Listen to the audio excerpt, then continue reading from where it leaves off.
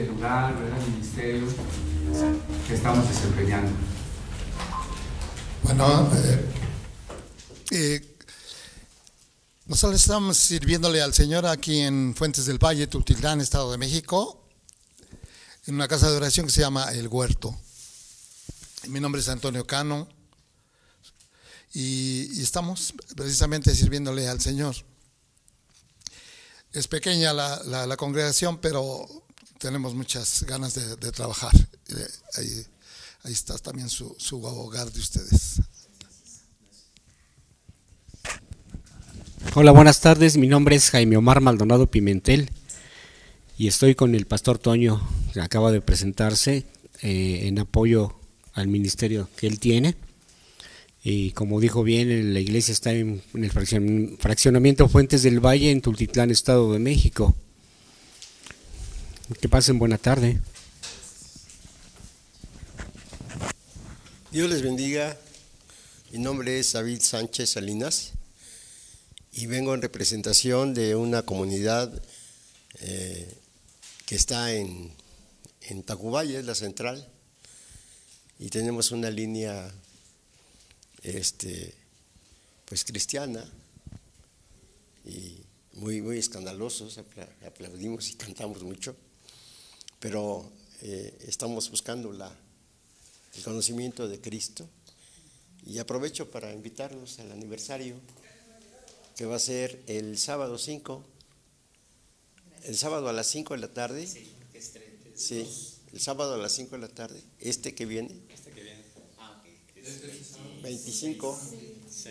25 y el domingo 26 empieza a las 10 de la mañana. Si gustan pues, acompañarnos, les vamos a agradecer mucho. Ahí está en la calle de la Paloma número 56. La Paloma número 56. Que se pararan porque no se ve. Que se pararan para que salgan en el tele. Estamos en la Paloma número 56, Colonia Bellavista. Está a 10 minutos del metro de la línea Café de Tacubaya. El profesor va a predicar el sábado, nos va a acompañar. El sábado va a ir el profesor y si se ponen de acuerdo, pues nos vemos en algún sitio. Les voy a dar mi teléfono más adelante. Y el domingo, pues si quieren llevar a sus congregaciones, son bien recibidos. Dios los bendiga. Pero, bueno, aunque sea brevemente, platíquenos de esta nueva responsabilidad. Bueno, la institución que tenemos celebran 70 años de haber sido creada. Tiene más años, pero oficialmente son 70.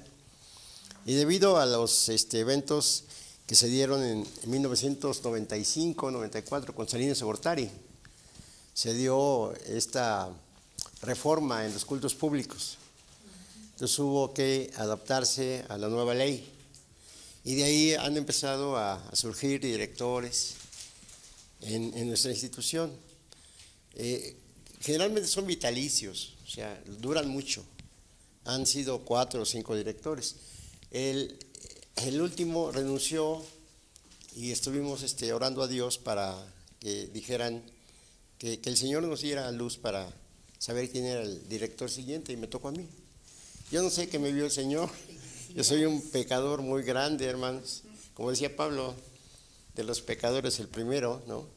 Pero me siento de mucho privilegio, porque no es por el puesto, sino por lo que podemos servir, lo que podemos alcanzar a servir. Dentro del tiempo que Dios nos dé, pues queremos hacer eficientes y que la palabra del Señor sea una palabra comprensible, que sea una palabra en libertad y que sea una palabra para edificar a las comunidades que aún viven como yo en mucha ignorancia. Por eso estamos aquí en Maná, para aprender, para llevar, para establecer esta línea de doctrina en donde podemos fortalecernos, edificarnos y establecer una verdad concreta de lo que significa el Señor para nosotros. Dios les bendiga. 14 iglesias y varias comunidades que pueden ser iglesias. Pues buenas tardes, hermanos. Mi nombre es Salvador Fuentes y vengo de Fuentes del Valle, Tultitlán.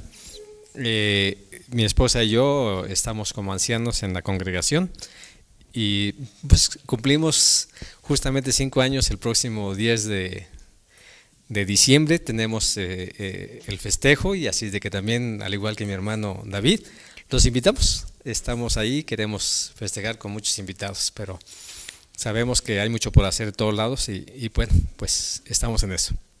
¿A qué hora es el 10? A las 11 de la mañana. ¿Solo en la mañana? Y el día 12 en la catedral. Pues buenos días, hermanos, Dios les bendiga. Pues sí, como comentó mi esposo, ¿verdad? Dios nos ha dado ese privilegio de servirle en Fuentes del Valle, pero está en Villa Esmeralda ahorita la congregación y damos gracias. Mi nombre es Silvia Cervantes y pues allí estamos para servir al Señor y a todos. Amén. Buenos días, hermanos, yo soy Domitila Osorio para servirles, me congrego aquí en esta congregación con el hermano, vengo de Coacalco, sirvo en Damas Voluntarias en la Clínica 98 y ahí damos el mensaje del Señor.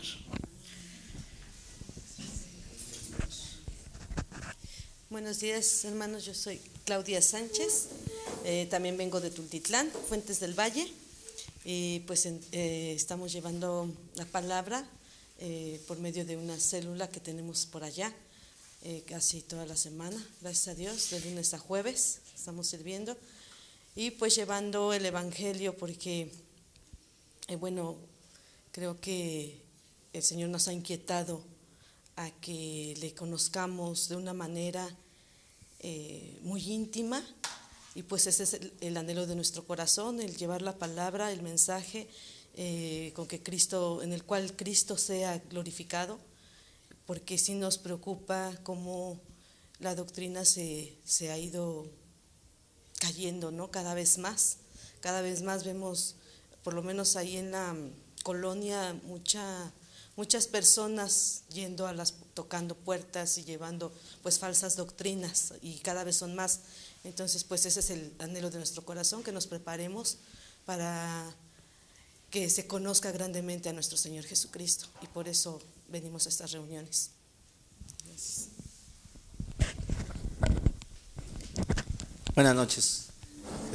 Buenas tardes. Ya se me hizo de noche. Mi nombre es Arturo Núñez. Precisamente tenemos el privilegio de congregarnos aquí con el hermano Cristian. Y tenemos la oportunidad de servir en unas células allá en Fuentes y en algunos otros lugares, pero lo más importante de todo esto es precisamente llevar el evangelio, ¿no? Como nos lo marca de alguna manera la iglesia primitiva. Estamos llevando el estudio de Hechos ahorita y de verdad es algo maravilloso el poder darnos cuenta de la necesidad que tenemos de conocer de la palabra. Entonces, hermano Cristian nos dio la oportunidad de asistir en estos momentos aquí con ustedes para aprender cada día más y pues prepararnos sobre todo para servir, ¿no? Muchas gracias. Buenos días, pues mi nombre es Fabiola, para servirles. Y bueno, pues le doy gracias a Dios por la vida del maestro Cris, es mi pastor. Y pues actualmente pues ya estoy por concluir Ciencias Bíblicas, Idiomas Bíblicos aquí en Maná. Le doy gracias a Dios porque pues esta ha sido una formación muy importante para mi vida, ya que también pues con la autorización del maestro, sin estarle pidiendo cada rato permiso, porque pues gracias a Dios me ha dado la libertad para ir a compartir la palabra con pues otras iglesias, ¿no? Y sobre todo pues esa sana doctrina, que sé que muchos tienen muchas preguntas, ¿no? Como dijo la hermana Claudia, se adolece del conocimiento de la palabra de Dios, ¿no? Entonces pues le doy gracias a Dios que pues Él abra puertas y pues para eso estamos, para servir. Que Dios les bendiga, gracias.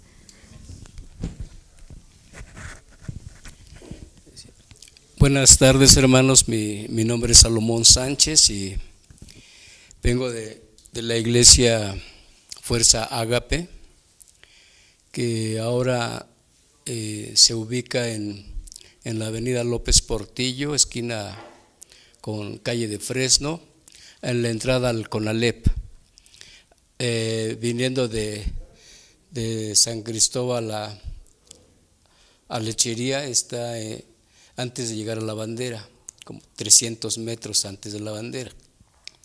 Y yendo de aquí a San Cristóbal, obviamente también de la bandera como a 300 metros.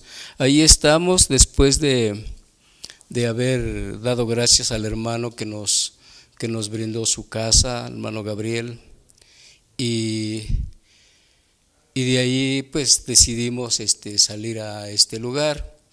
Se puede decir que el gobierno de la iglesia pues es de 3 hermanos, 3 servidores, que fungimos como ancianos, como pastores, y de esta manera pues estamos guiando a la iglesia, enseñando en la escuela dominical, estudio para matrimonios, cada 15 días predicación sobre Apocalipsis y también predicaciones con temas diversos. De esta manera estamos ocupando el tiempo de la enseñanza los domingos. Ahorita nada más tenemos esta actividad, estamos planeando tener conferencias, estudios, o sea, para ocupar más el local del cual ahora sí estamos rentando, y considero que es una renta considerable. O sea que, como yo les digo a los hermanos, pues vamos a aprovechar, no tiene caso que paguemos tanto de renta nada más por un solo domingo. Entonces estamos viendo ahorita la forma de tener más actividades, pero para la predicación del Evangelio. Entonces, esto es lo que puedo informarles, compartirles, y que el Señor siga bendiciendo su obra.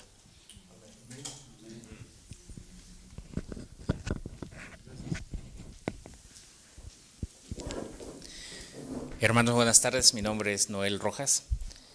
Actualmente estoy pastoreando una congregación presbiteriana en Jico, Valle de Chalco, y mi presencia aquí se debe a mi hermano Hugo.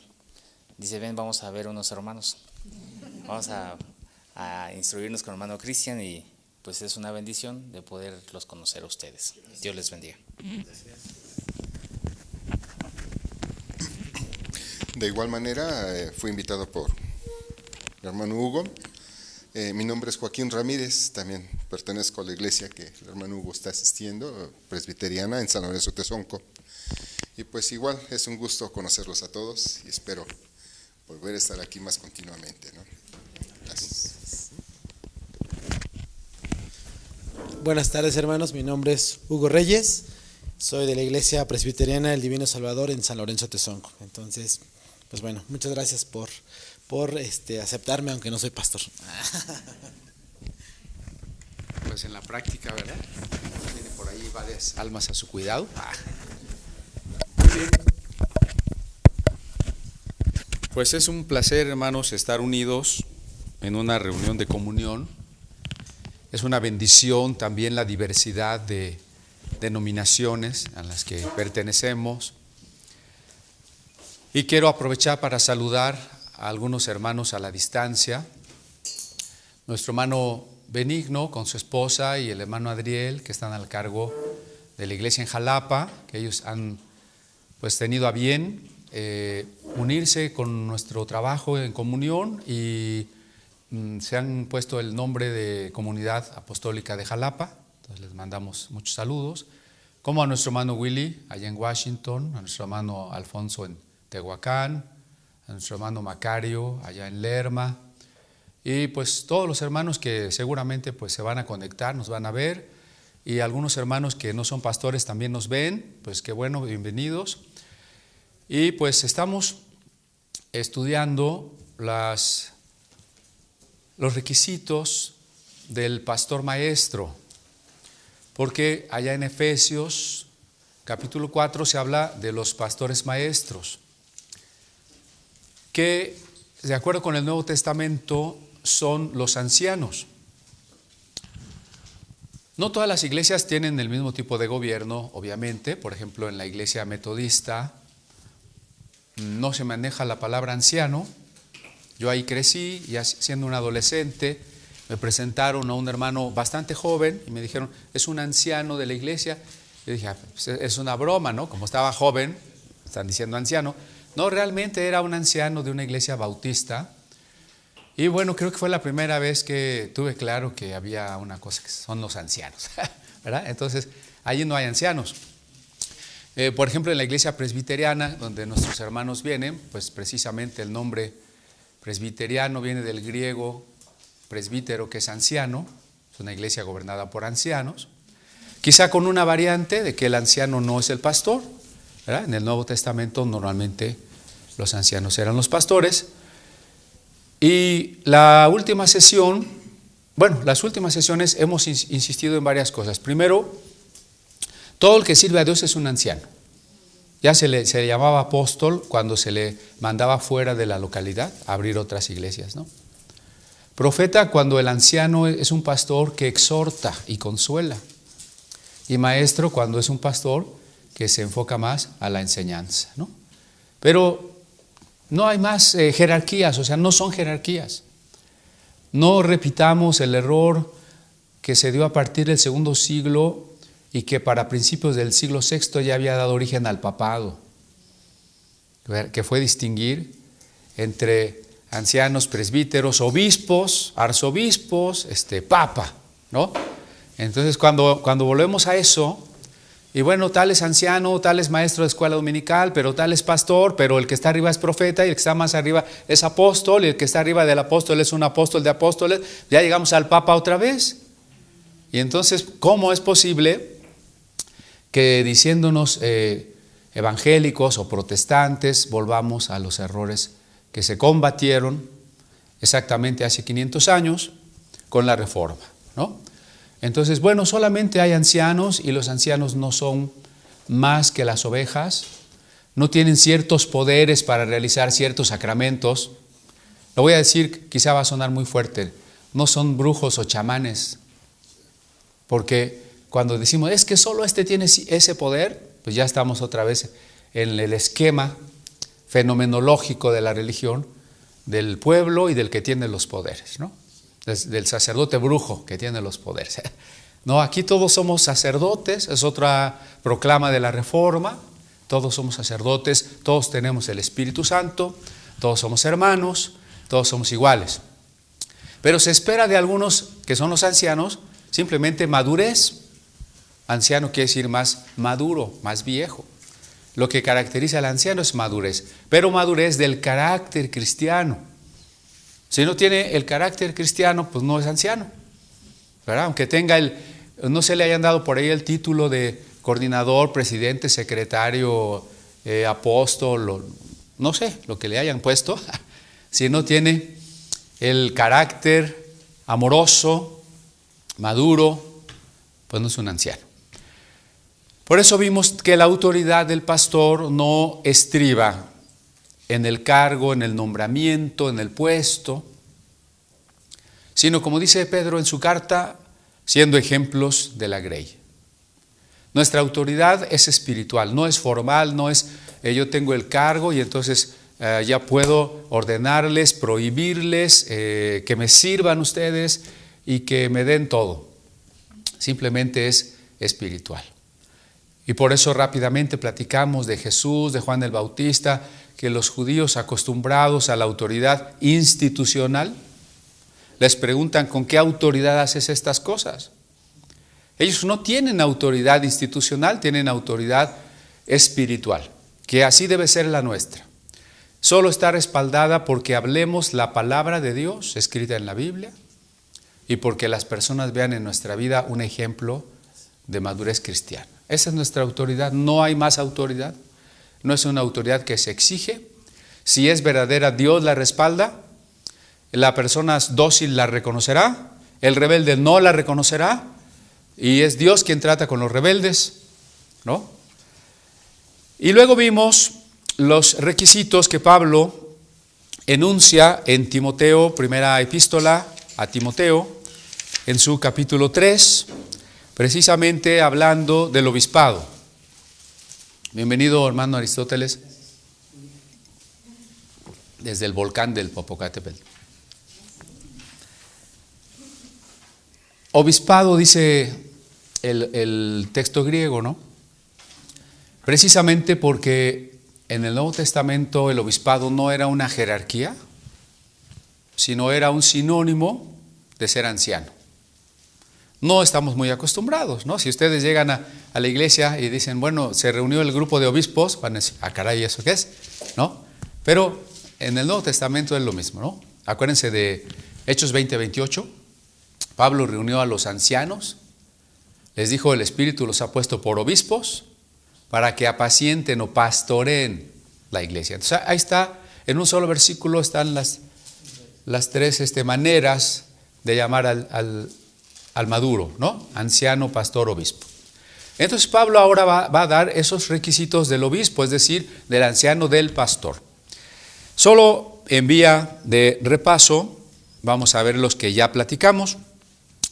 Conviene pues que el obispo sea irreprensible, es decir, que no haya un pecado evidente quiere decir visto por todos, no necesito demostrarlo ni traer pruebas, ahí está, ¿verdad? Que no haya ese tipo de pecados.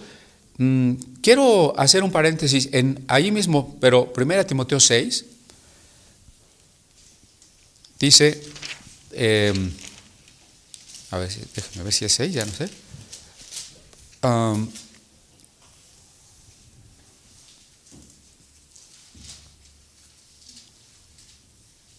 A ver, les digo qué dice para que me ayuden a encontrarla. A lo mejor es 5.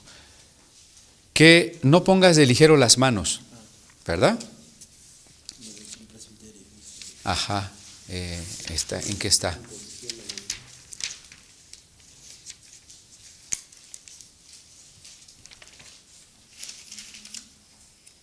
Como pues ya lo perdí.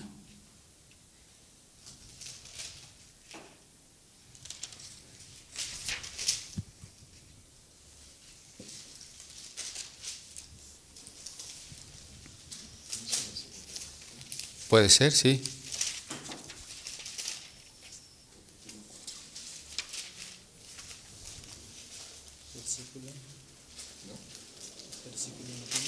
Es el 5:22. 1 Timoteo 5:22.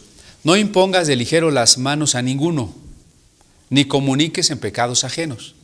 Consérvate en limpieza. A veces cuando se lee este texto fuera de contexto, se piensa que la imposición de manos es una especie de transmisión de alguna energía, es como si estuviéramos ya no en el cristianismo, sino en el Reiki, y que si pongo las manos y el hermano trae pecados, me va a pasar los pecados, ¿no? Entonces, cuidado si oras por alguien que trae un demonio, por alguien que trae un pecado, se te puede pasar. No, la Biblia nunca habla de ese tipo de supersticiones. Tampoco dice que impongamos las manos sobre los endemoniados, por cierto, ¿no? Pero no es porque se me pueda pasar algo. El contexto es otro. El contexto está hablando en el 17, los ancianos que gobiernan bien sean tenidos por dignos de doblada honra, mayormente los que trabajan en predicar y enseñar. Se refiere a darles el sustento, normalmente puede ser el diezmo. Porque la Escritura dice, no embozarás al buey que trilla y digno es el obrero de su jornal. Contra el anciano no recibas acusación, sino con 2 o 3 testigos. ¿Sí? El anciano debe tener un respaldo a esa autoridad espiritual, así que si no hay 3 testigos de lo que se le acusa, no es válida esa acusación.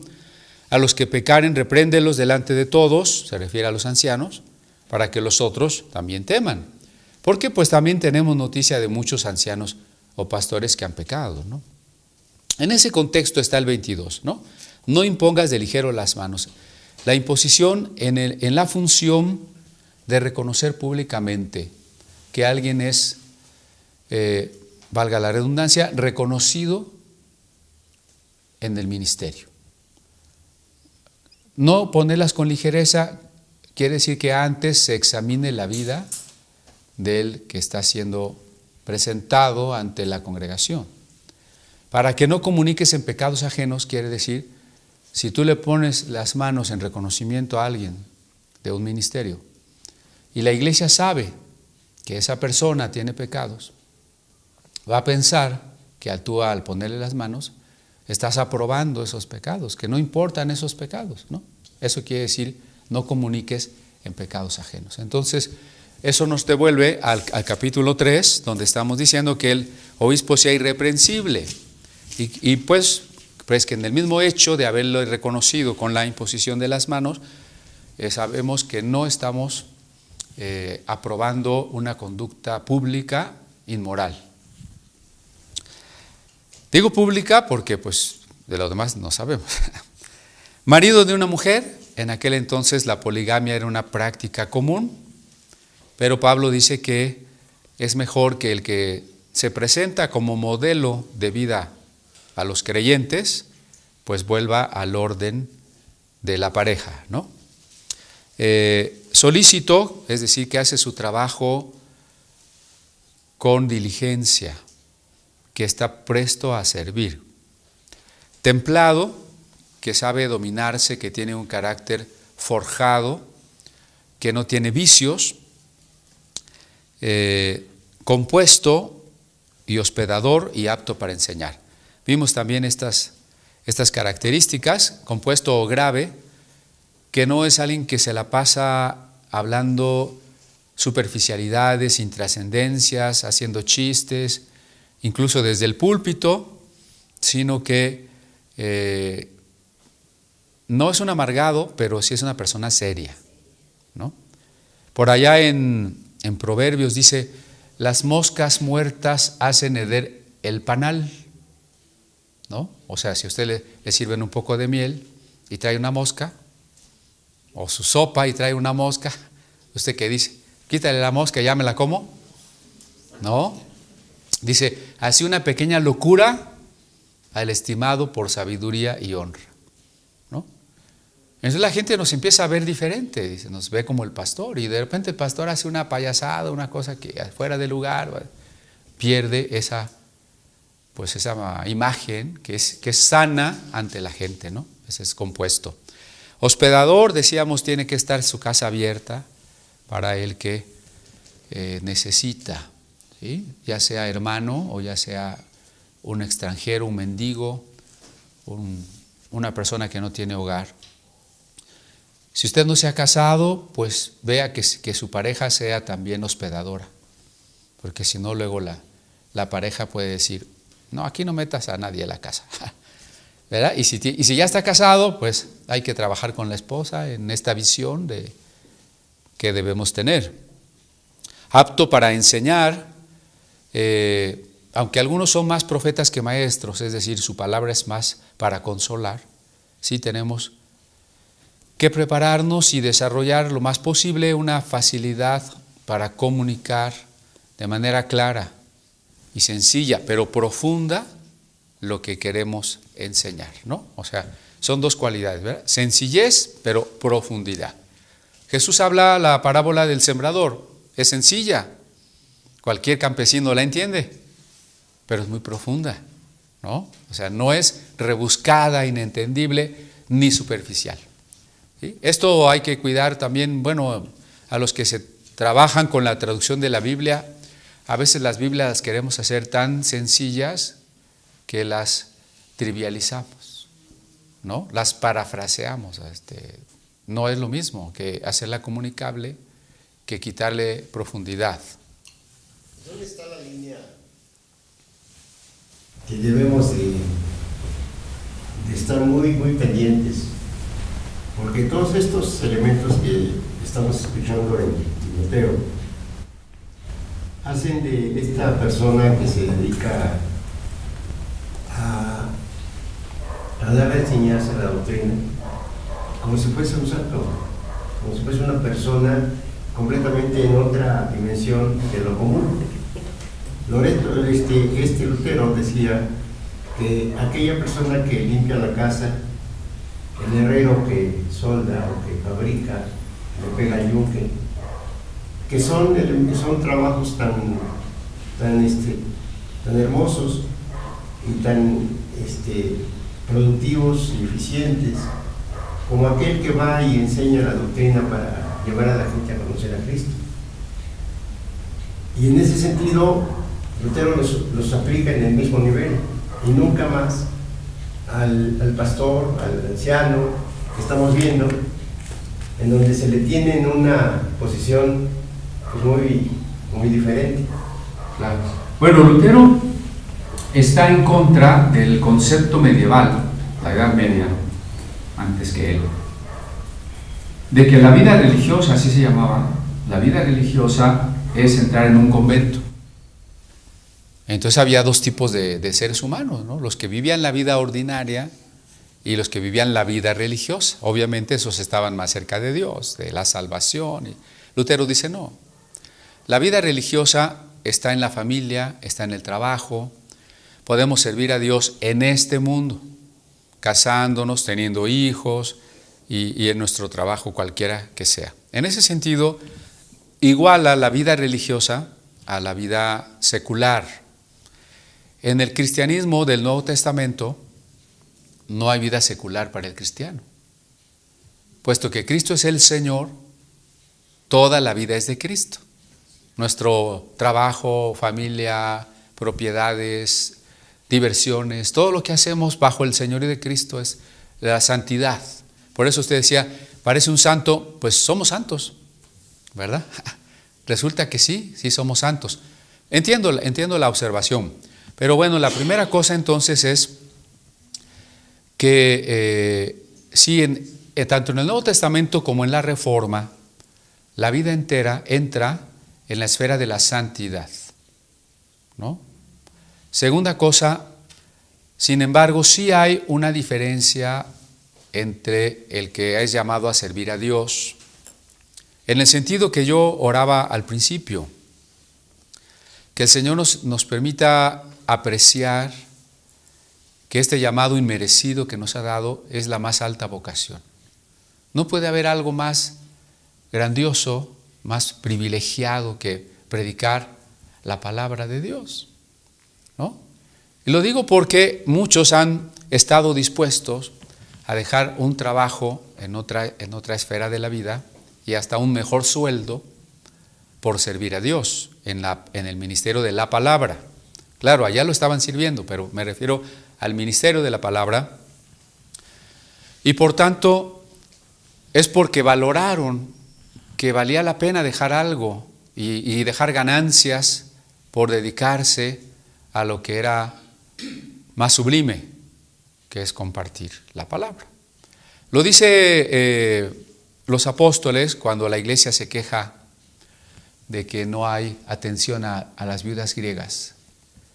No es justo que nosotros sirvamos las mesas, no porque no podamos, no porque no tengamos manos, no porque no tengamos la humildad de ir a lavar los baños, sino dice, porque no es justo que dejemos la oración y la palabra. En ese sentido, es triste ver a algunos hermanos pastores que de repente renuncian al pastorado porque se quieren lanzar de candidatos a diputados o a senadores. ¿Qué era más importante? O sea, y viéndolo a largo plazo, voy a hacer más por mi país siendo un diputado de un partido cuestionable. Yo voy a poder realmente cambiar las leyes. Y las leyes que se dirigen a las cuestiones de esta vida, o predicando el evangelio de una vida eterna. Alguna vez llamé a una iglesia y me contestan, Secretaría de la Presidencia. Dije, ¿qué no es la iglesia fulana de tal? Ah, sí, también es la iglesia fulana de tal.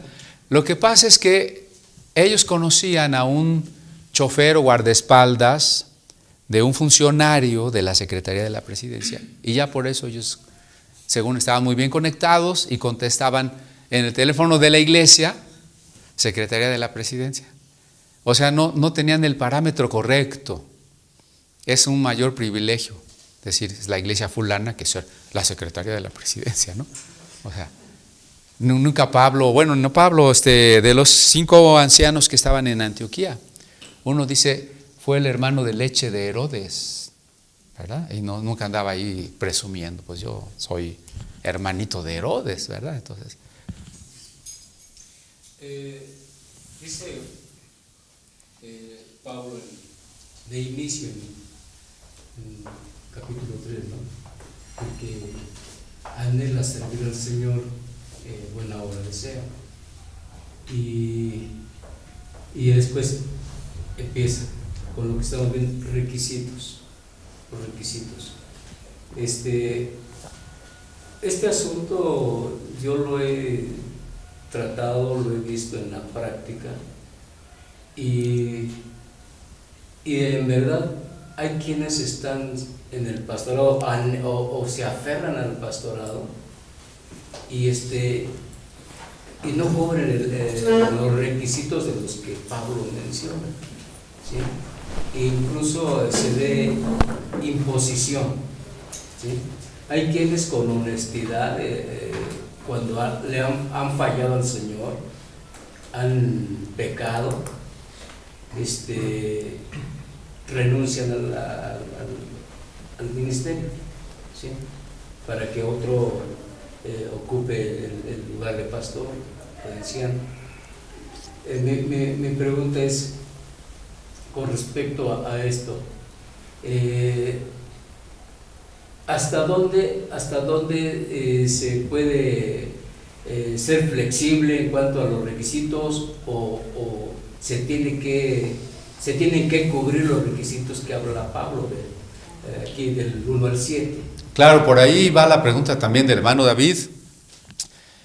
Miren, quizás si ahorita nos aplicaran tipo entrevista, ¿no? Un psicólogo industrial, una encuesta a ver si cumplimos los requisitos, aquí todos salimos reprobados, ¿sí? Pues ya no hay pastores, ¿verdad? En ninguna iglesia hay pastores porque ¿quién cumple los requisitos?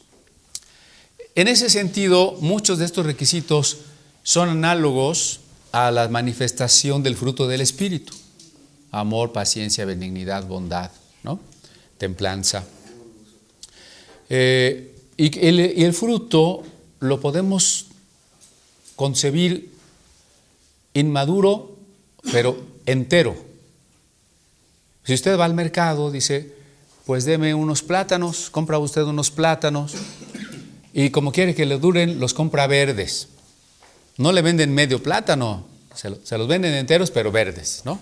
Y poco a poquito se va llegando el día en que pues ya es un plátano maduro. Ahora, a lo mejor si usted se lo come verde, le va a doler la panza. Hay que esperar un poco. El que es nombrado anciano, basta con que sea un poco más maduro de la comunidad en donde está. ¿Sí? O sea, el tema es muy largo y ya creo que ni vamos a acabar 1 Timoteo 3, pero no importa, esto es muy importante porque determina mucho de nuestro caminar allá en nuestras iglesias, ¿no? No perdamos Timoteo, pero sí vale la pena que nos vayamos al libro de Hechos, capítulo 14.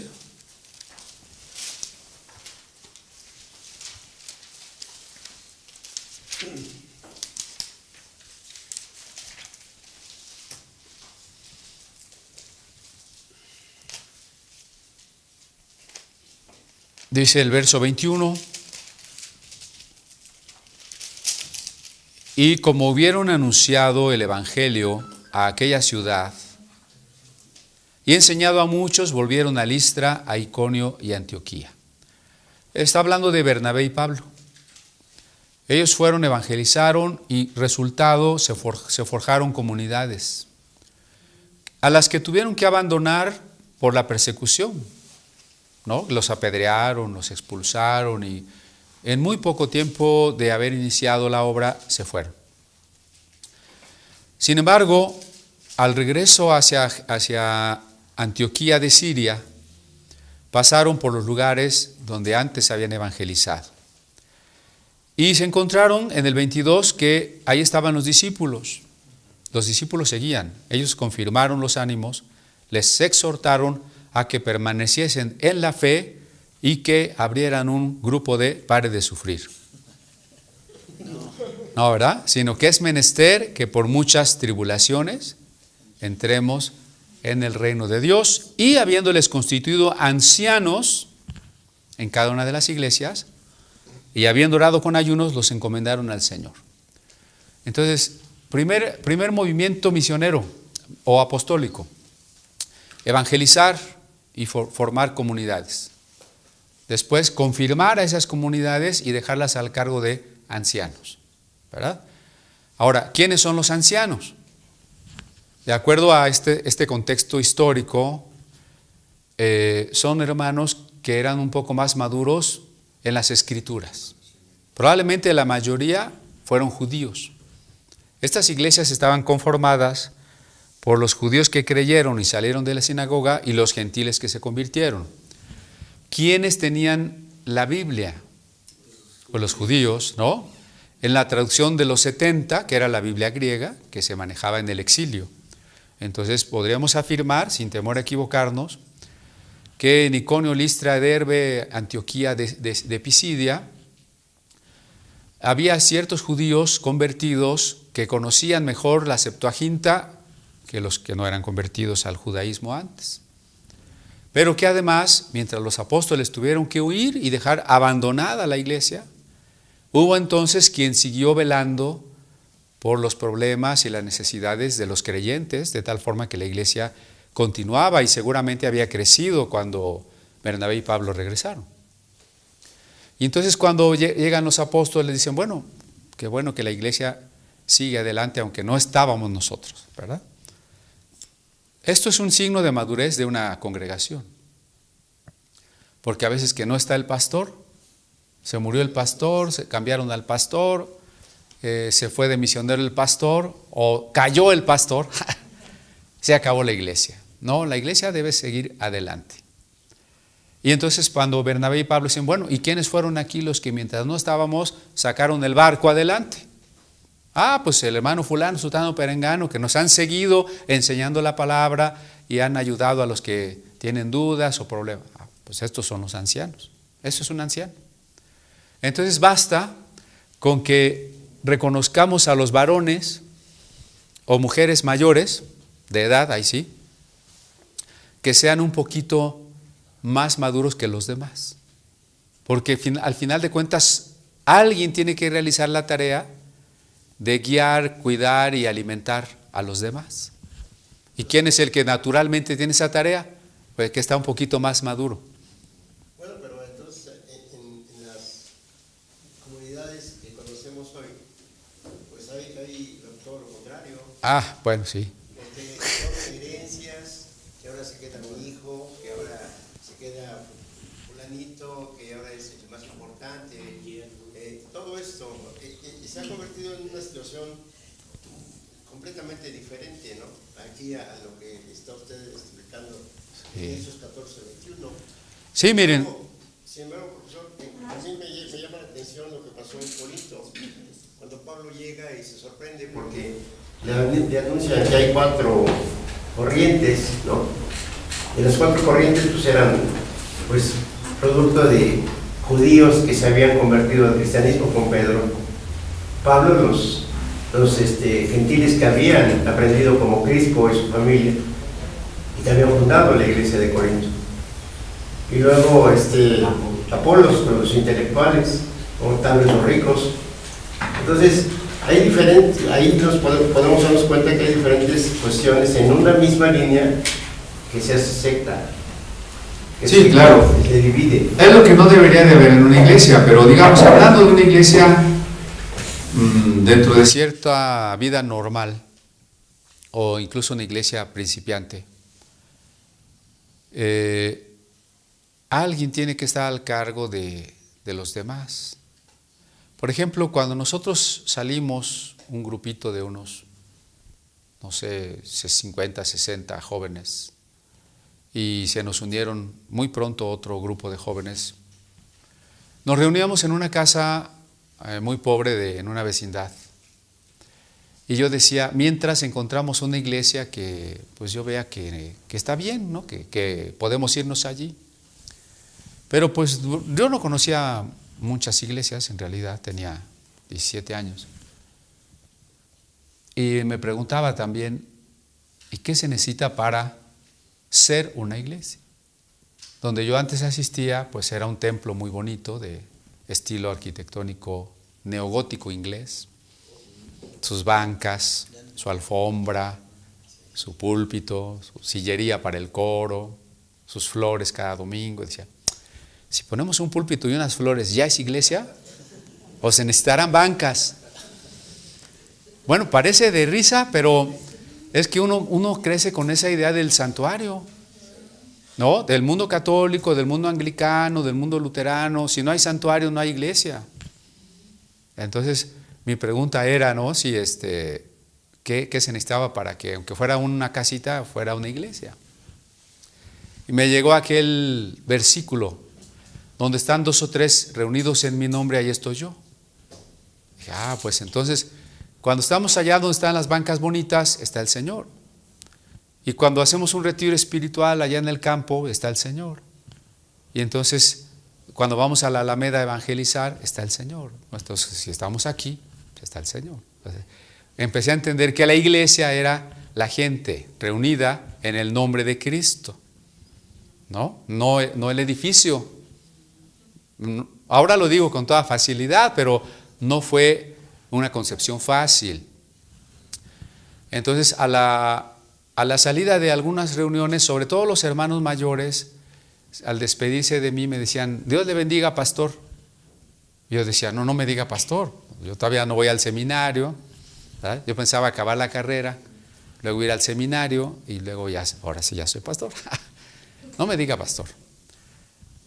Y pues me llegaba así como también un pensamiento, bueno, a ver, ¿quién predica? No, pues yo. Y si alguien trae doctrina mala, pues ¿quién lo va a detener? No, pues yo. Y si falta un hermano, ¿quién lo va a ir a visitar? No, pues entonces ¿qué eres? No, pues sí, pues el pastor, ¿no? O sea, entonces por eso digo que en una iglesia que empieza, lo importante es ubicar a esos hermanos que son un poquito más crecidos, ¿verdad? Y que tienen ese deseo de cuidar a los demás. Y esos son los ancianos, esos son los que deben ser reconocidos como ancianos. Por supuesto, sin que haya un pecado evidente. Que va a haber cierta inmadurez todavía, son nuestros plátanos, nuestras guayabas verdes, pero van a caminar. Ciertamente, hablar de la Reforma o hablar del Nuevo Testamento es muy peligroso. Este año que tuve muchas invitaciones a hablar sobre la Reforma, varias veces dije eso, ¿no? Es muy peligroso. ¿Por qué? Porque vamos a tocar puntos precisamente que en la Reforma se debatieron, se pusieron bajo análisis crítico. Y nosotros ya los damos por sentado, y a veces con la herencia católica todavía. Simplemente si volviésemos a la óptica luterana, muchas de nuestras maneras de ser volverían a ser cuestionadas, ¿no? Por eso digo que es peligroso, porque nos hace repensar. La Biblia fue prohibida tantas veces y perseguida tantas veces porque es un libro peligroso, porque nos hace pensar. Entonces cuando usted dice, pero no estamos haciendo lo que dice aquí, pues es cierto. Y entonces tenemos ya muy claro que en la iglesia fulana, sutana, perengana, las cosas están mal. Y por eso ha habido, pues, los ministros que dicen, no leas la Biblia, ¿verdad? O aquí la costumbre está por encima de la Biblia. No vayas allá. No vayas allá, no vayas, sí, a donde ya les dije. Entonces, el problema es ese, que nos volvemos críticos. Porque otra vez contrastamos el modelo bíblico. Otra vez podemos ver con claridad que hay nepotismo. Eso de poner a la familia es nepotismo. Eso de que los hermanos que más ofrendan son los que gobiernan, porque si no se ofenden y ya no ofrendan, ¿no? O las jerarquías puestas porque tienes el nombramiento, pero no hay ninguna evidencia de carácter cristiano. Los que dirigen, los que están arriba, no tienen ninguna madurez de amor. Y aún se atreven a decir, Dios me dio el ministerio y Dios me lo dio, Dios me lo quitaron. O sea, ustedes no. Eso siempre la gente, todo el mundo va a decir que Dios le dijo que está haciendo lo que está haciendo, ¿no? Sí, yo creo que es muy claro, ¿no? O sea, la norma de la que está hablando, respecto a que el que esté arriba aunque sea poquito de madurez de toda la comunidad, de toda la ley, es el que puede dirigirla, ¿verdad? No caer en legalismos. Yo diría en plural, los que pueden. Los que pueden, ok, sí. Sí, porque el modelo que estamos viendo no es de un pastor, sino siempre es de un colegio. No, yo hablaba del nombramiento en este caso, ¿no? O sea, de un individuo. Sino, y si fuera lo que mencionábamos, podríamos caer en un fariseísmo, ¿no? En un legalismo, en donde se le pone cargas que ni él mismo pueda cargar, ¿no? Entonces, igual el nepotismo, pues bueno, se han dado casos que efectivamente se nombra anciano a un familiar, a un amigo, pero que verdaderamente están mostrando esa madurez, y son coincidencias, digo. Ah, no, sí, claro. O sea, ahí estamos hablando de ahí no hay problema. porque igual hay congregaciones en donde no se da ese caso. O sea, yo he conocido situaciones diferentes, ¿no? O sea, creo que es bien claro lo que están mencionando, ¿no? O sea, el hecho de que el pastor, bueno, el nombramiento del pastor, del anciano, que tenga un poquito más de madurez. Sí, miren, hoy el nepotismo se manifiesta porque resulta que yo ya no quiero ser pastor porque pastor es así como sargento, yo quiero ser apóstol porque ese es como general, entonces ya me nombran apóstol, ¿verdad? No sé ni qué méritos, ¿verdad? Pero ya es apóstol. La esposa, si no es apóstola, es profetisa, cuando menos, ¿verdad? El hijo es el líder de alabanza, es el más escandaloso, no tiene ningún testimonio de buena conducta, pero él es el líder de alabanza, y de ahí toda la familia, ¿no? Entonces, eso está mal, eso está mal. La iglesia es un cuerpo, y por eso los ancianos son un grupo de ancianos, son un consistorio, un presbiterio. Que independientemente, si mi hijo tiene realmente un ministerio, él de manera en que yo no lo estoy empujando, ¿verdad? Él tiene que manifestar ese ministerio y los demás se lo van a reconocer. Y no tiene por qué ser necesariamente el que quede en mi lugar, ¿no? O sea, aquí por ejemplo, Josué no era el hijo de Moisés, ¿verdad? Simplemente era el que se había esforzado y debía estar en ese lugar. Entonces sí tenemos que tener mucho cuidado con las influencias familiares o políticas dentro de la iglesia. Pero también, ¿en qué medida tenemos que exigir estos requisitos? Yo creo que los tenemos que exigir cuando menos de manera incipiente. O sea, hay unos que son más claros que otros, ¿no? Por ejemplo, no es un borracho. Bueno, ese es un poco más fácil de cumplir, ¿no? No creo que nadie hoy vino borracho.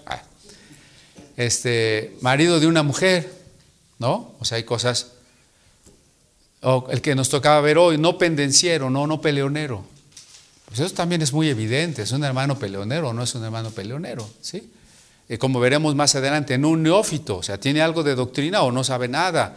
O sea, hay ciertas cosas que, pues de entrada, no son tan difíciles de cumplir, y sí son obvias y sí son indispensables. Quizá otras, de repente no falta quien nos quiera poner el pie. No, es que pues, tú no tienes tus hijos en sujeción, ¿no? Sí, pero mis hijos ya tienen 30 años y ellos ya son responsables de su vida. Los hijos en sujeción son los que están bajo la casa paterna, ¿no? Porque si me vas a acusar de mi hijo mayor o de ya es casado o de mis nietos, bueno, pues también está fuera de mi responsabilidad, ¿no? O sea, hay ciertas cosas que no son muy evidentes y que hay que ir cuidando, y otras que hay que ir madurando.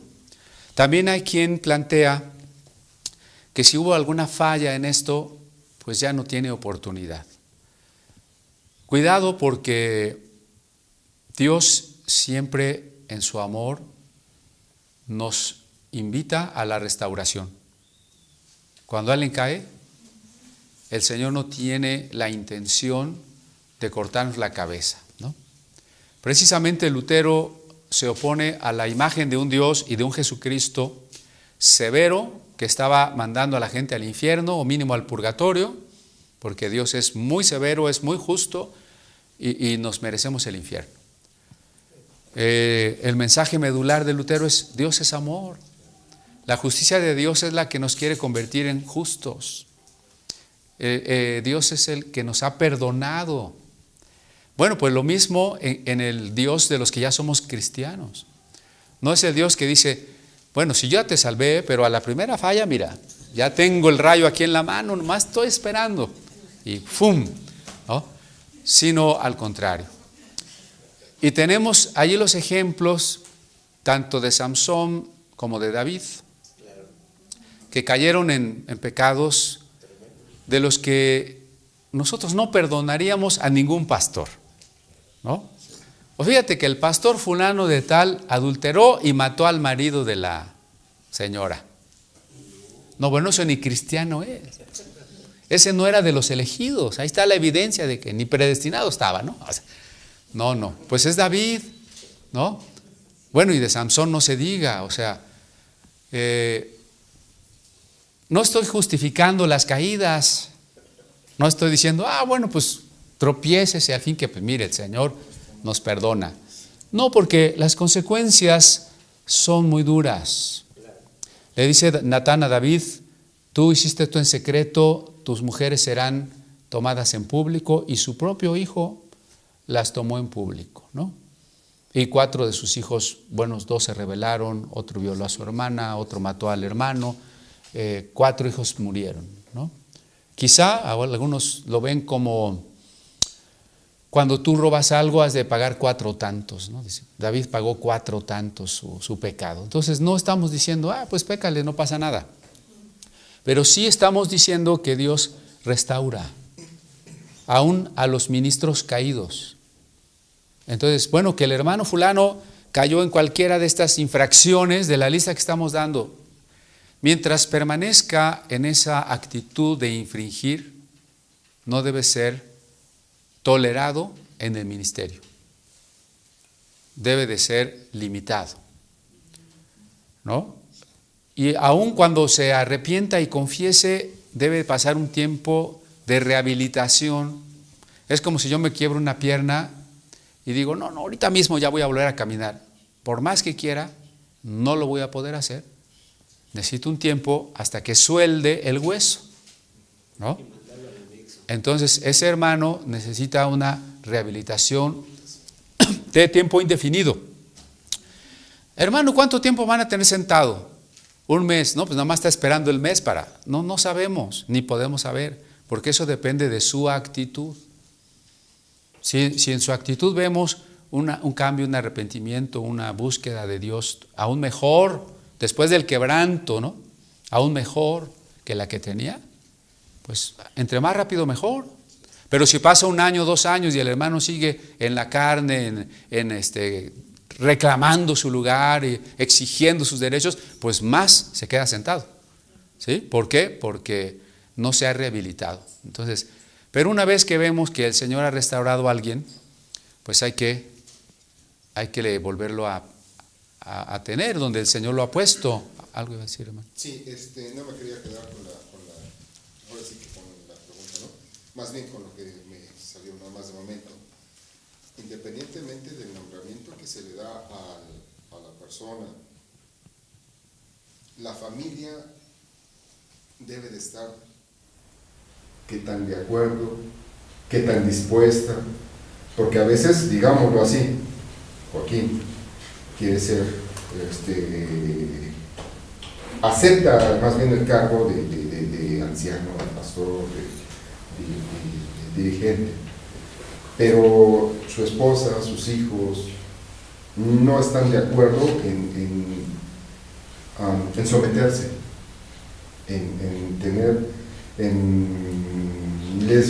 nos gusta el mundo, digamos, nos gusta seguir en nuestra desaveniencia, ¿no?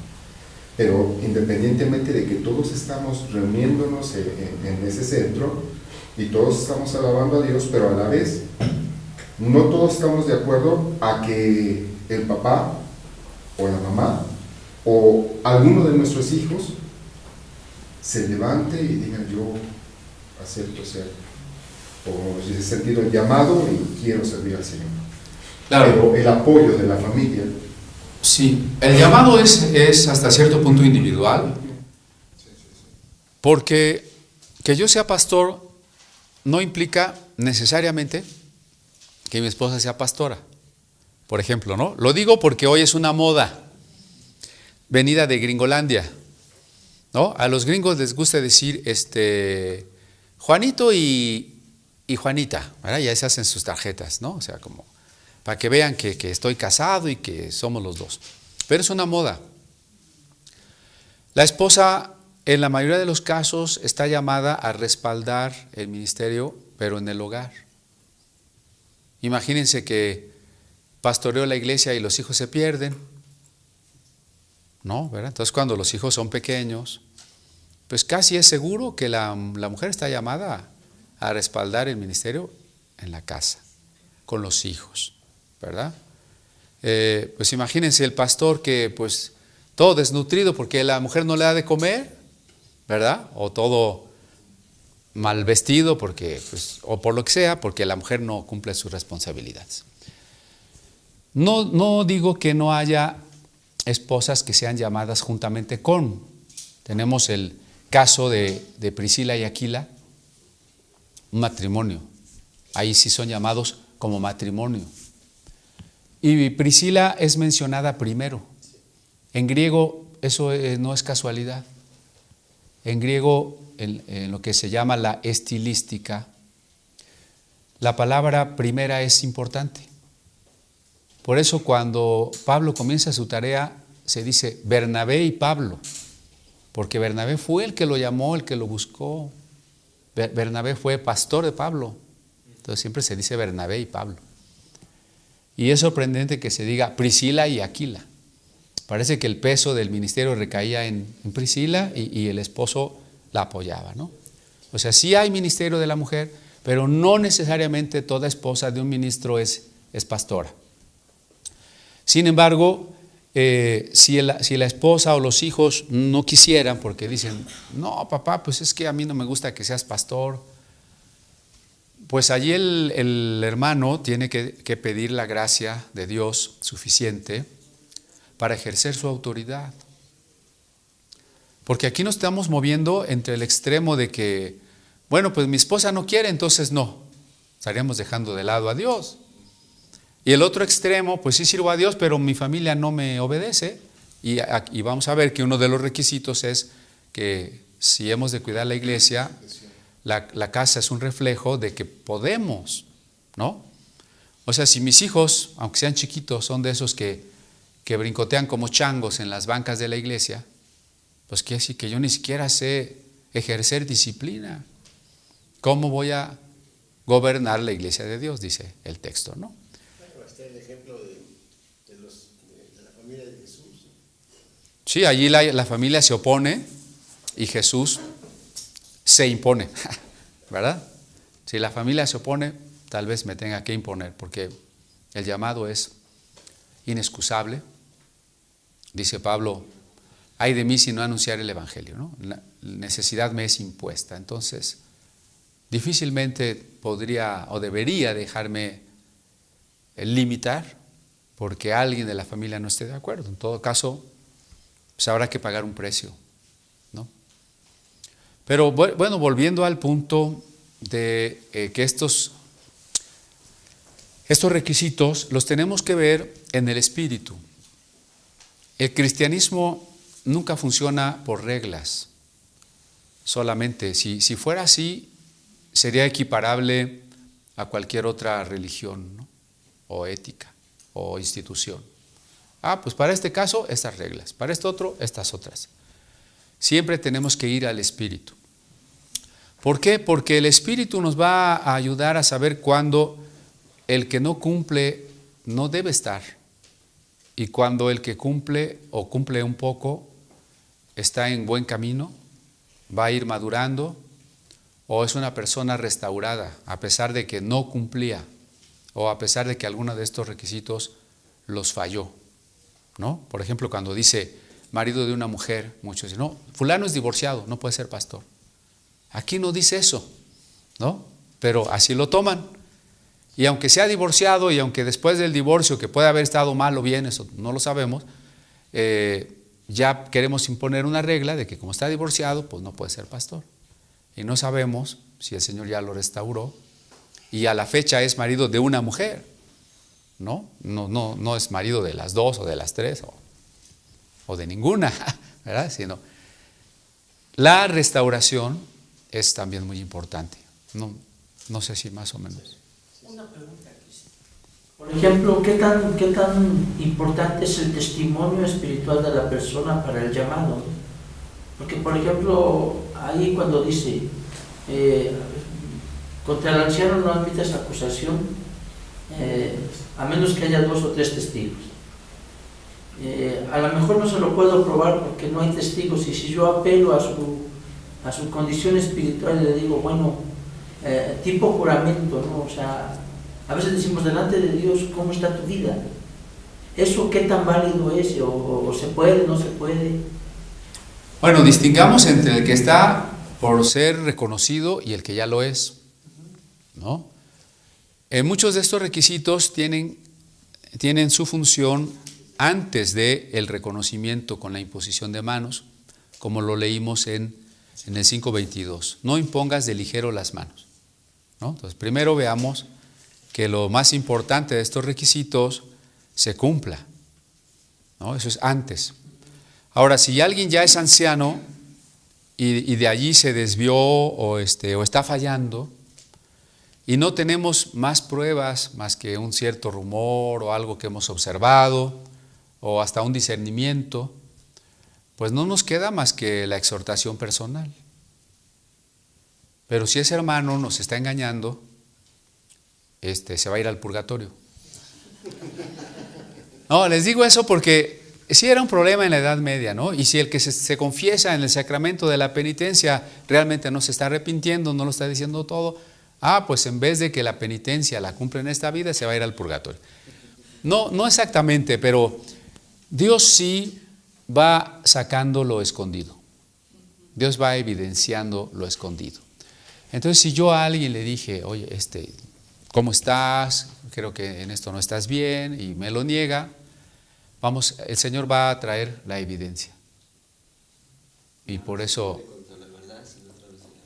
sí, por eso dice, habla con la persona tú solo, si no con 2 o 3 testigos, y si no, dilo a la iglesia. Y aquí Pablo también le dice, si no, repréndelos enfrente de todos. Pero va a salir el asunto. Va a salir. Por ejemplo, la responsabilidad, ¿no? Porque, por ejemplo, uno sabe, no digo, uno que está ahí, y por ejemplo, con un diácono, un anciano, un día se me acerca y me dice, ¿sabes qué? Es que no es cierto que yo estoy adulterado. Y yo sabía que se estaba adulterando. Primero por el testimonio del Espíritu Santo y porque daba muchos indicios que estaba pasando. Entonces, cuando uno lo confrontó con su esposa y luego con la iglesia, y él persistía en esa negación, por ejemplo, yo decía, bueno, es que si esa persona en su espíritu, porque es lo que estamos tratando, ¿no? Que no sean reglas, sino el espíritu de la persona debe de dar testimonio, si realmente, aún si es cristiano realmente, ¿no? Porque pues muchas veces aparentamos ser cristianos y creo que estamos lejos de esa situación, ¿no? En muchos casos, ¿no? O sea, porque no hay el espíritu, porque no hay ese deseo de, aún, ¿no? De si estamos nos pasa lo de los políticos, no estamos haciendo las cosas mal y como que no queremos dejar el cargo, ¿no? Como que nos aferramos al cargo y como volvemos, aunque ya perdimos toda autoridad espiritual y queremos estar ahí. Hay mucho de eso, ¿no? Hay mucho de eso, aún en los altos niveles administrativos de las denominaciones. Hay mucha gente que está mal, pero va a conservar el puesto. Por eso es importante que desde el principio nos vayamos manejando como un colegio. Mucho de este problema se da cuando mucho poder recae sobre una persona. Y debemos de ser colegio, ¿no? Como colegio, no soy yo contra ti. Somos el grupo de ancianos que tenemos el discernimiento, las pruebas de tal cosa, ¿no? y poner un límite. No siempre es posible. Por eso recuerda aquel versículo de vino nuevo en odres nuevos. A veces los odres ya están tan viejos,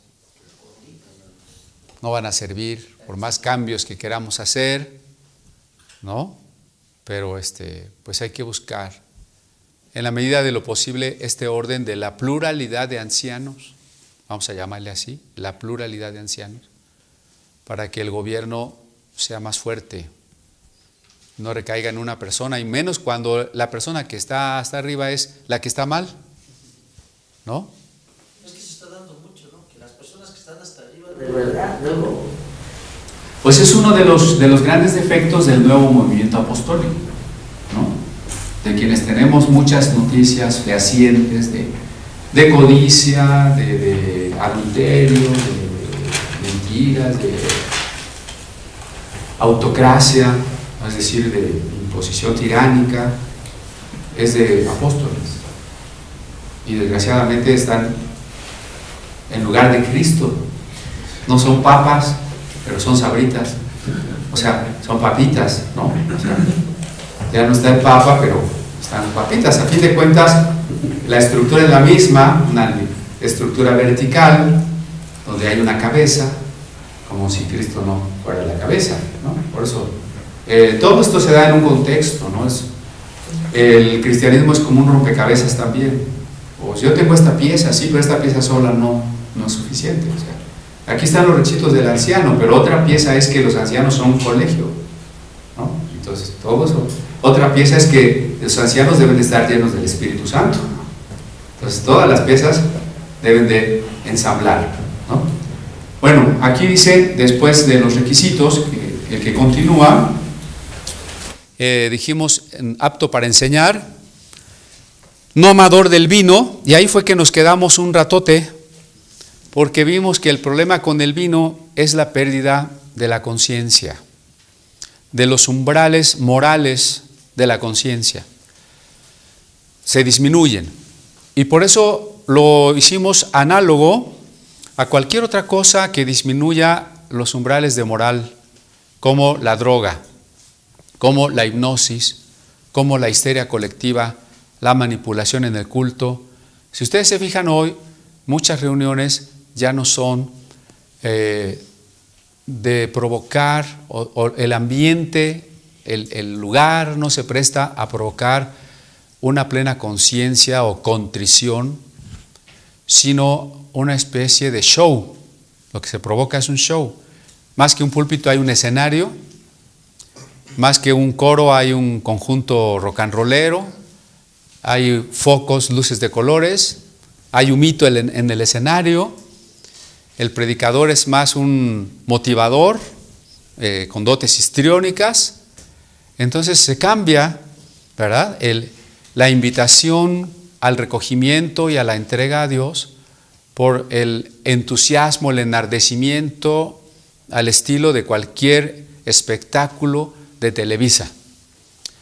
Y como eso nos disminuye los umbrales de conciencia, es igual a estar borracho, ¿sí? ¿Por qué? Bueno, ya hablaremos también alguna vez con más tiempo sobre la música. Cuando Lutero habla del pastor, no tengo ahorita mi texto aquí, pero literalmente Lutero dice que el que estudia para el ministerio o el pastor, dice Lutero, yo no aceptaría a nadie que no sepa música y no sepa cantar, ¿no? ¿Por qué? Porque hemos descuidado el ministerio musical, los pastores, y lo hemos dejado en manos, no creo que suene ni ofensivo ni discriminatorio, de cualquier jovencito. Con cualquier jovencito quiero decir, ¿por qué le rasca la guitarra y yo ni eso? Pero ese jovencito apenas es recién convertido, no sabe realmente música, no tiene el gusto artístico cultivado, no tiene doctrina, y el ministerio musical es un ministerio profético. Entonces, ¿cómo voy a dejarlo en manos de cualquiera si no estoy dejando el púlpito en manos de cualquiera? Por eso decía Lutero, ¿no?, muy atinadamente, yo si no sabe música y no sabe cantar, no lo acepto en el ministerio. Yo lo incluyo ahí en apto para enseñar, ¿no? Digo, si ustedes dicen, no, hermano, pues yo no sé música, ¿qué hago? ¿Renuncio? No, póngase a estudiar, que no le dé flojera. Pero a veces el pastor es el más desafinado y para colmo a veces está en el micrófono, ¿verdad? No, para que el pastor pueda guiar a los que ministran la alabanza, él necesita saber un mínimo de música. Necesita saber. Y si vamos a predicar con gente nueva que no se sabe ni los cantos y que nosotros somos los desafinados, ¿qué le vamos a enseñar? Me han invitado a velorios, ¿no? Donde la gente no es cristiana. Yo les digo, bueno, les voy a cantar un canto, ¿no? Después de la predicación les canto un canto. Pero una vez me acompañó el hermano más desafinado, que parecía un sapo, y me quiso ayudar. No, qué horror, ¿verdad? O sea, imagínense. Estábamos ahí con la gente inconversa y pues ahí desafinando a todo el pulmón que daba él. Bueno. Pero eso también lo traigo a colación en este otro terreno de no dado al vino, es decir, no dado a cualquier cosa que suplante el gozo auténtico por el gozo falso. Vamos a parafrasear esto del vino así, ¿no? Suplantar el gozo auténtico por el gozo falso. Por eso Jesús hace un vino nuevo en las bodas de Caná, ¿verdad? Un gozo que viene de Dios. Y el gozo que no viene de Dios es el que da la borrachera, es el que da la droga, es el que dan los conciertos de rock allá en los partidos de fútbol y todo eso. Pero cuando la iglesia imita esas maneras del mundo, está tratando de proveer un gozo falso, ¿no? Pues la iglesia no viene muy animada. El camino largo es llevarla al arrepentimiento, a la confesión de pecados, hasta que se llene del Espíritu Santo. Ese camino es muy largo y quién sabe si quieran. El camino corto es decirles, digan aleluya, que no desayunaron, pónganse a brincar, sientan la presencia de Dios, ¿no? Y estuvimos en una reunión con mi hermano Víctor esta semana y alguien por ahí decía que cuando los cristianos adoran, Dios le dice a los ángeles que se callen. No me caí como condorito porque estaba yo sentado. Le dije, bueno, ni que Dios no fuera omnisciente y tuviera que decir, espérate que no oigo acá. No, por favor. Y la misma idea de que entonces cuando empezamos a cantar, Dios dice, voy a bajar con mi presencia. Si Dios está en todas partes. No se trata de que si enardecemos, de que si brincamos, de que si le subimos el volumen, entonces viene Dios, ¿no? O entonces sí nos gozamos. ¿Usted cree que el gozo de Dios depende del ritmo? Si el gozo de Dios está allí a pesar de los problemas, si el gozo de Dios tendría que estar en nuestro corazón aunque nos estuvieran matando por Cristo, yo le pregunto si el gozo depende del volumen, si el gozo depende del ritmo, si el gozo depende de que griten aleluya o de que brinquen. No, eso es un gozo fabricado, ¿no? Entonces cuando decimos no dado al vino, es que no fabriquemos gozo. Si los hermanos no están gozosos, tal vez no están bien con Dios. Cuando la iglesia no está gozosa, ¿a qué la tenemos que llevar? ¿A gozarse o a confesar los pecados? Anótele, por favor. La iglesia que no está gozosa, no la vamos a invitar a que se goce. Porque el gozo es un resultado de la comunión con Dios. Y si la gente no viene en la disposición de gozarse y de alabar, algo está mal en su vida. Y de nada me sirve que yo me ponga a invitarla a brincar y la emocione y a ver quién grita más fuerte. Hermanos, ¿no se oyó? A ver otra vez. Deme una J, deme una E. ¿Qué dice? Jesús, más fuerte, Jesús. Bueno, eso déjenlo para las manifestaciones del PRI o de Morena. ¿Sí? Si no, la gente no está gozosa, vamos a hincarnos, vamos a confesar, vamos a invitarles a que se entreguen a Dios. Cuando hay una entrega verdadera, lo demás lo hace el Espíritu Santo. Entonces, corremos el riesgo, hermanos, cuando nosotros estamos promoviendo el gozo, de obtener un gozo que no venga del Espíritu y que hay que renovar cada semana porque no dura, ¿sí? El camino es el camino largo. El camino largo es el de la verdadera entrega a Dios. Simón quiso el camino corto, ¿no? Vio que los apóstoles imponían las manos y daban el Espíritu Santo. Si él hubiera seguido el camino largo, también se rinde al Espíritu Santo, espera, madura y un día llega también a ser alguien que vaya y ore por los otros, ¿no? Pero ese camino es muy largo y es muy difícil porque hay que humillarse. Él prefiere ahorita el camino corto. Ahí está una ofrendita, voy a pactar con Dios, voy a sembrar, ¿no? Para que me den a mí también ese poder. Al menos que seamos como Pablo, ¿no? Como Saulo. Ser como era, nada más de momento. Pablo, aquí estoy. Ya no te vas a ser Saulo, va a ser Pablo. No, sí, se convirtió, pero para que él empezara a ser ministro, acuérdense que se fue 3 años a Arabia y luego hasta pasados 14 años fue a Jerusalén a ver a los apóstoles y no es inmediato el ministerio, ¿no? El camino largo, me refiero a que tenemos que rendirnos a Dios, lo cual no es fácil, y transitar hacia la madurez. Pero no hay camino corto en este otro sentido de, hermanos, pues bueno, yo no sé cómo vengan con Dios, pero vamos a gozarnos. Como los veo muy aguados, vamos a danzar. ¿Y qué? ¿Danzando ya me arrepentí de mis pecados? O sea, porque estoy danzando, ¿ya me llenó el Espíritu Santo? O sea, ¿el Espíritu Santo llena a los que danzan o a los que confiesan sus pecados? A los que confiesan sus pecados, ¿no? Eso no lo podemos perder de vista. De lo contrario, siempre estamos en el riesgo y la incertidumbre de, esta iglesia grita, aplaude y brinca porque está llena del Espíritu o porque así es su costumbre. No lo sé.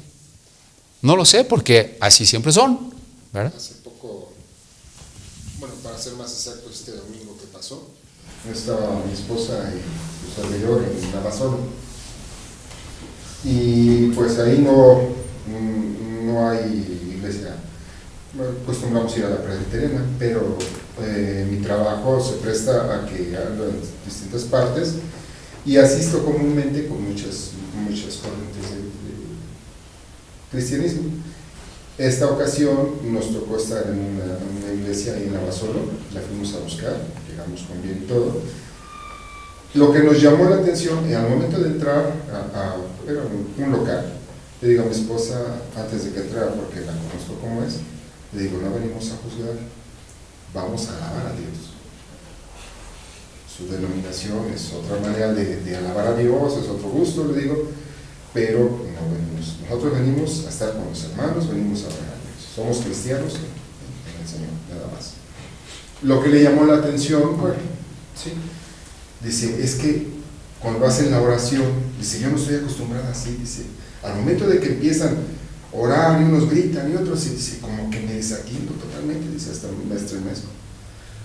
Pues sí, es cosa. Claro, y miren, no estamos en contra ni de las manifestaciones muy expresivas, muy extrovertidas, ni del recogimiento silencioso. De ninguna de las dos cosas estamos en contra. Lo importante es qué es consecuencia de qué. O sea, mi gozo es consecuencia fabricada de que brinqué, o brinqué porque tenía el gozo. ¿Qué es primero? ¿Cuál es la causa? ¿Cuál es la fuente? Ese es el punto importante. Yo no estoy diciendo, no hermanos, es que no hay que brincar, no hay que aplaudir, no hay que danzar. No estoy diciendo eso. Sino ¿qué es consecuencia de qué? ¿Sí? Si la iglesia está brincando y alzando sus manos porque está llena del Espíritu, bendito sea Dios. Pero si lo está haciendo sin estar llena del Espíritu, qué triste. Porque está disfrazando su carencia, ¿no? Lo que necesitamos es que primero haya una entrega. Entonces no estamos criticando las manifestaciones extrovertidas porque son bíblicas, pero no son la fuente del gozo. la fuente del gozo es el Espíritu Santo. Ahora, las iglesias extrovertidas critican a las iglesias que acostumbran a adorar en silencio, como si fueran fríos. Y si les pusiésemos unos grabaciones, unos audios de los cantos ortodoxos griegos o gregorianos, dirían, no, ¿qué es eso? Me voy a dormir. Entonces critican a la otra manera. Tampoco la otra manera es criticable. Muchas veces la iglesia necesita silencio. ¿Cuántas veces hay silencio en el radio o en la tele? Nunca. Cada minuto cuesta millones. Todavía no acaba un comercial y ya está empezando el otro. No puede haber silencio, ¿verdad? Hay que mantener a la gente enardecida. Y a veces repetimos eso en los cultos, ¿no?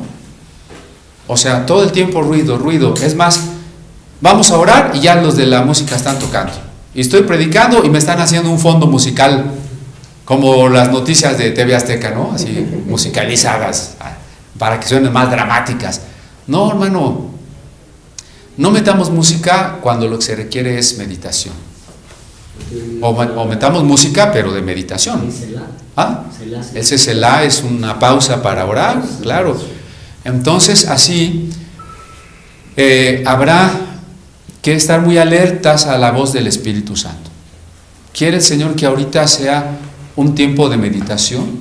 Yo le pregunto, ¿cuándo fue la última vez que usted dio 10 minutos en el culto de silencio total para que la gente meditara sobre un pasaje de la Biblia? ¿No hay? ¿Cuándo fue la última vez que usted dejó que la gente orara en silencio y confesara sus pecados? ¿No?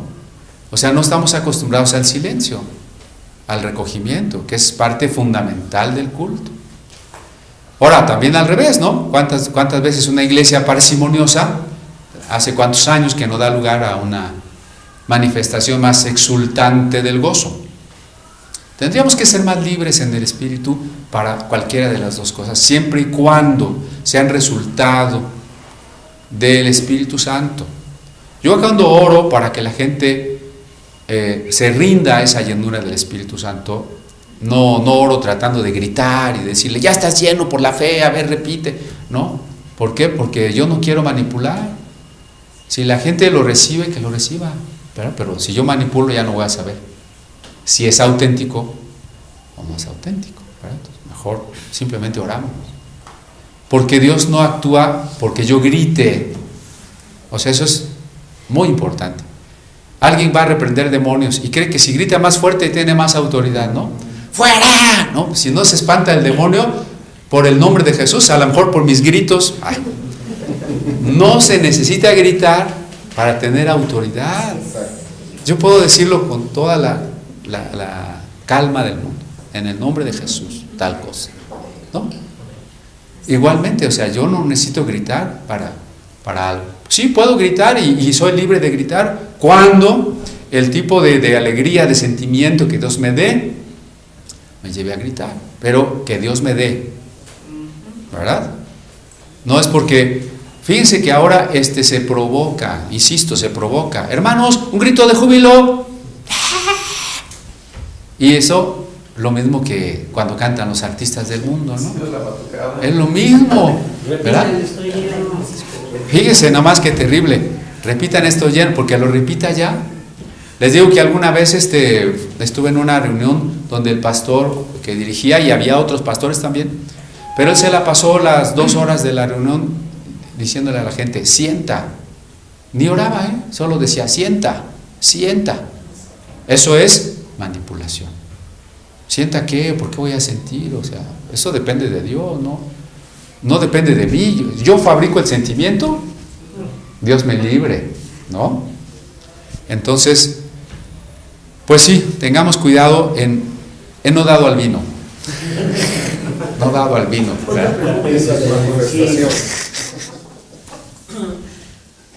Yo creo que también es parte por lo que se ha hecho del gozo un indicador, ¿no? Entonces se da mucho una imitación del gozo verdadero, ¿no?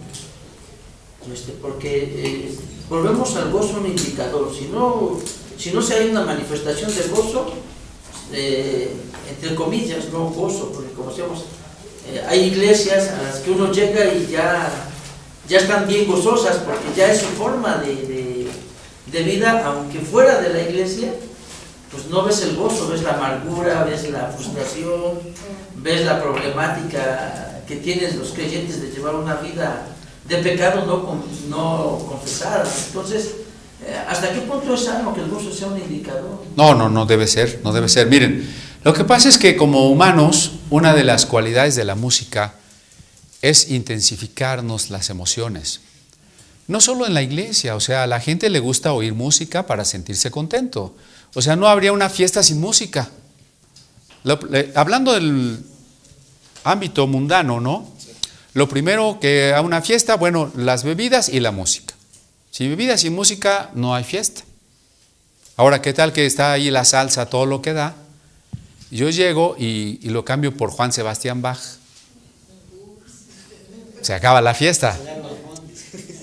Entonces, lo mismo hacemos en la iglesia. Traemos un tipo de música que alegra en el mundo, porque es una música sensorial. ¿Sí? Y entonces queremos, la gente a fin de cuentas le gusta mucho cantar, y si no fuera en la iglesia también cantaría y bailaría, ¿no? Entonces muchos hermanos sin ningún cambio en su vida, sin ninguna madurez cristiana, no mejoran nunca en nada, pero en la alabanza son los más fervorosos. ¿Por qué? No porque comprenden una adoración, una auténtica comunión con Dios, sino porque es algo que gusta. Pero no es gozo auténtico. No, el gozo auténtico, vamos a llamarle supranatural, o sea, está arriba de lo natural. Para el gozo natural yo necesito acicates, estímulos, ¿no? Ganarme la lotería, que haya un buen clima, que no tenga problemas, que nadie me haya hecho enojar, que la música esté bonita. Yo necesito acicates. El gozo de Dios es a pesar de, no depende de que me vaya bien o mal, de que tenga problemas o no tenga problemas. Y aunque hay momentos del gozo en que puedo brincar de gozo, que es la palabra regocijo, hay otros momentos donde el gozo es apacible. Tal vez a alguien le sorprenda que me vea tan tranquilo y diga, estoy muy gozoso. Va a decir, ay, pues qué gozoso, no se te nota. No, es un gozo espiritual, ¿no? Es un supranatural. Entonces, ese es el gozo auténtico, resultado de la llenura del Espíritu Santo. Por eso dice, el fruto del Espíritu es amor, gozo, ¿no? Entonces, así como las buenas obras son resultado de la salvación, y la Iglesia Católica cambió el orden, la salvación era resultado de las buenas obras, ese es un cambio de orden, ¿no? Sí, lo repito, ¿no? La causa es la salvación, resultado las buenas obras. La Iglesia lo invirtió. Causa las buenas obras, resultado la salvación. Hemos estado haciendo lo mismo con la llenura del Espíritu Santo. En vez de entender que el gozo y la paz son frutos, son resultado de estar llenos, hemos querido gozarnos para estar llenos. Eso no se puede, porque el Espíritu Santo no llena un vaso sucio. Lo primero para ser lleno es confesar el pecado. Por eso les decía hace rato, si usted siente que la iglesia no viene en disposición de una alabanza auténtica, el problema no es que la iglesia se goce más, sino que la iglesia se contriste y confiese su pecado. A lo mejor eso no es muy popular, porque yo vine para gozarme, no para que me contristen.